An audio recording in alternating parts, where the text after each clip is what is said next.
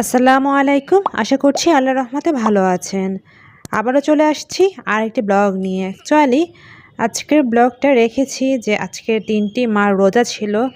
তো ভাবলাম রোজার মধ্যে মাকে কী আয়োজন করে দিয়েছি টুকিটাকি। তো ওইটা করতে গিয়ে ভেবে নিয়েছি সারাদিন কী করে ফেলেছি সকাল থেকে একটু শেয়ার করে ফেলি। দেখতেই পাচ্ছেন সকালেই আমরা নাস্তা করে নিয়েছি এভাবে। এক গ্লাস গরম পানি সাথে জিঞ্জার এবং লেবু দিয়েই শুরু করে নিয়েছিলাম সকালের দিনটি। তারপর 40 মিনিট পর নাস্তা করে নিয়েছি সকালের নাস্তা এভাবেই। বাবা মাও করে নিয়েছিল। তারপর চা খেয়ে নিয়েছি। চা খেয়েই হঠাৎ করে মনে হলো মা রোজা। তো মা যেহেতু রোজা, চিকেনটা আজকে আমি রান্না করে নিয়েছিলাম। অ্যাকচুয়ালি রান্না করতে করতে আজকে লেট হয়েছিল, কারণ মা যে রোজা আমি জানতাম না। পরে যখন দেখেছি মা রোজা তো ভাবলাম যে তাহলে মা একটু রেস্ট নেক, আমি একটু চিকেনটা রান্নাই করে ফেলি। তো দ্যাটস ওয়াই আমি চিকেনটা রান্না করে নিচ্ছিলাম। আর তখন জাস্ট 1টা বেজে গিয়েছিল, দুপুর 1টা, যার কারণে আমি সব মশলা একবারে দিয়ে কষিয়ে নিয়ে এই চিকেনটা রান্না করে নিয়েছি। এভাবে চিকেন রান্না করলে কিন্তু ভালো হয়। আর আমি 10 মিনিটের মতো ম্যারিনেশন করেছি, দেখতেই পাচ্ছেন উপরে তেল চলে এসেছে। এ পর্যায়ে আমি চুলায় বসিয়ে দিব। আর আজকের চিকেনটা একটু মিডিয়াম সাইজের, তাড়াতাড়ি সেদ্ধ হবে আমার কাছে মনে হচ্ছিল। তাই আমি চুলায় বসিয়ে দেওয়ার ঠিক 5 মিনিট পর আলুগুলো দিয়ে দিব। আলু দিয়ে আজকে চিকেন রান্না করব। আর গরম ভাতের সাথে আলু চিকেন এরকম মাঝে মধ্যে ভালো লাগে। সব সময় চিকেন ভুনা খেতে কিন্তু ভালো লাগে না, তাই না? তো ওই পর্যায়ে আমি পেঁয়াজ দিইনি, এই পর্যায়ে পেঁয়াজ দিয়েছি। চুলায় বসানোর পর আমি পেঁয়াজটুকু দিয়ে দিয়েছি, নাড়িয়ে চাড়িয়ে নিয়েছি। আর আমি আলুটা দিয়ে নিয়েছি। মাঝে মধ্যে ভুনা খাওয়া হয়, বাট আজকে কেন জানি মনে হচ্ছিল আলু দিয়ে খাওয়ার কথা, সবাই বলছিল। যার কারণে আলু দিয়ে রান্না করে নিয়েছিলাম আজকের দুপুরের খাবারটা। এটা আবার দুপুরেও খাওয়া হবে, রাতেও খাওয়া হবে। যেহেতু আমরা মেম্বার 4 জন, একটা চিকেনে কিন্তু হয়ে যায়। তো একটু দেখাচ্ছি রান্নার পরে কীরকম হয়েছে। তেল কিন্তু উপরে চলে এসেছে, কালারও কিন্তু খুব সুন্দর হয়েছে, তাই না?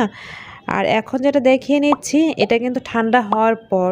তো আজকে দুপুরে রান্না করেছে, বাট কারোরই খাওয়া হয়নি। মা যেহেতু রোজা, আর বাবাও কেন যেন বলছিল যে ক্ষুধা ছিল না, যার কারণে বাবাও খায়নি, আমরা কেউ খাইনি। একবারে সন্ধ্যায় আমরা ইফতার করে নিয়েছিলাম, যার কারণে দুপুরের খাবারটাও শেয়ার করতে পারিনি। যাই হোক, মায়ের মধ্যে বলছিল একটা বড় ইলিশ মাছ নামিয়েছে ফ্রিজ থেকে, ওটা কেটে আমাকে এরকম মশলা মাখিয়ে দিয়েছে। বলছিল আমি আর বাবা এক পিস করে ভেজে খাওয়ার জন্য। বাট ওই যে বললাম, কেউই আজকে দুপুরে খায়নি বলে আর ইলিশ মাছটাও ভাজা হয়নি, এভাবে ফ্রিজে রেখে দিয়েছি। আর ইলিশ মাছ বা যে কোনো মাছ এরকম মশলা মাখিয়ে নিলে, মানে ম্যারিনেট করে ফ্রিজে রাখলে সেটা ভেজে খেতে কিন্তু ভালো হয়।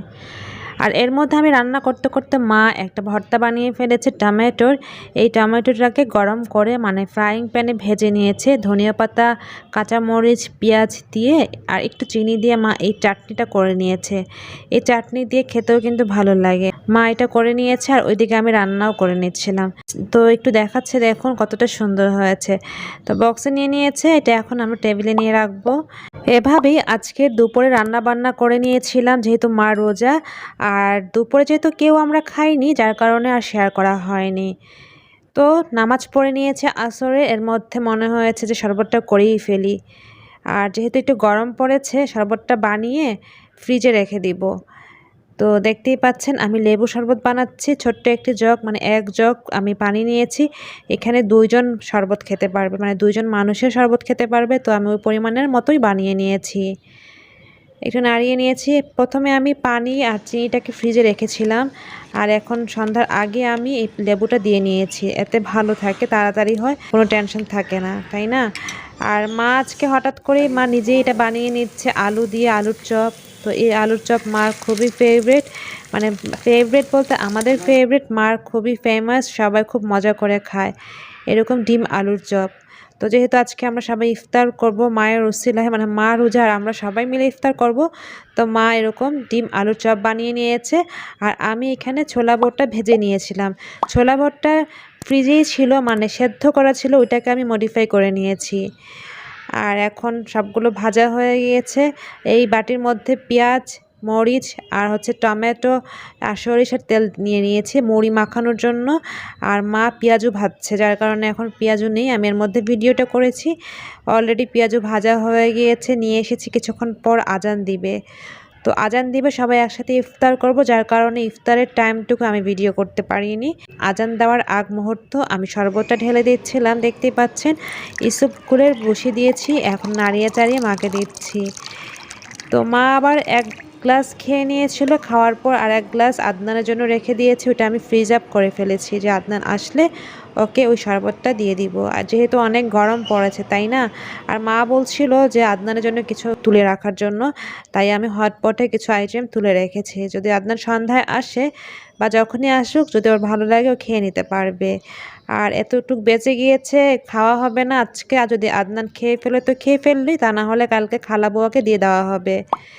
তো যাই হোক, এভাবে ইফতার করে নিয়েছিলাম এবং নামাজ কালাম পরে আবার এসেছি, আপনাদেরকে দেখাচ্ছি। এখন নামাজের পর সবাই আমরা ইফতারের পর যেটা করি, একটু টক ঝাল খাই। যদিও আমরা কেউ রোজা রাখিনি, কিন্তু আজকে কেন জানি রোজা রোজা লাগছিল। তাই সবার জন্য রত্না এটা বানিয়ে দিয়েছে পেয়ারা ভর্তা, একটু একটু মরিচ দিয়েছে, লবণ দিয়ে এটা বানিয়ে নিয়েছে মা, আমি আর রত্না খেয়ে নিয়েছিলাম। বাবা খায়নি, আর আদনান তো অফিসে। যাই হোক, অ্যাকচুয়ালি ইফতারের পর এরকম টক ঝাল আচার অথবা ভর্তা যেটাই হোক না কেন, আমারও যেরকম পছন্দ মারও ঠিক ওরকমই পছন্দ। তো আমরা এভাবে খেয়ে নিই। যদিও আজকে দুপুরে খাইনি, অনেকটা রোজা রোজাই লাগছিল বাবা এবং আমরা মনে হচ্ছিল আমরাও রোজা। এরকম টক ঝাল খাওয়ার ঠিক আধা ঘন্টা পর আমরা সবাই চা খাই। তো এটাই ছিল আজকের আমার এপিসোড। আর রাতে ডিনার করে নিয়েছে, যেগুলো দুপুরে রান্না করা হয়েছে। এই তো, কেমন লেগেছে, কেমন হয়েছে আজকে আমার এই ব্লগটি বা আমার আজকের এপিসোড কেমন লেগেছে কমেন্ট সেকশনে জানিয়ে নিতে পারেন, তাই না? তো আজ এই পর্যন্তই, আবার কথা হবে অথবা নেক্সটে দেখা হবে। ততদিন পর্যন্ত আল্লাহ আপনাদের সবাইকে ভালো, সুস্থ এবং নিরাপদে রাখুক। আল্লাহ হাফেজ। আসসালামু আলাইকুম। Thank you so much for watching.